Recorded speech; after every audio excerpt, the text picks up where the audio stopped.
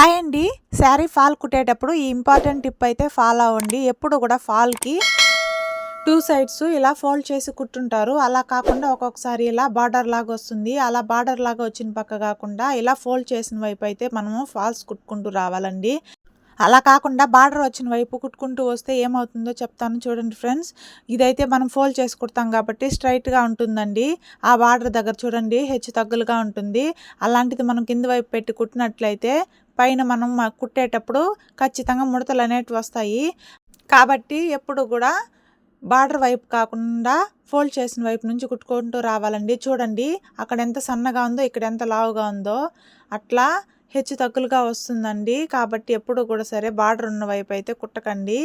Fold చేసి కుట్టిన వైపు కాకుండా బార్డర్ వైపు కుడుతూ వస్తుంటే అసలు మనకు ఫాల్ కుట్టడానికే రాదండి. చూడండి ఎంత హెచ్చు తగ్గులుగా ఉన్నాయో ఫాల్స్ అనేది. Bye friends.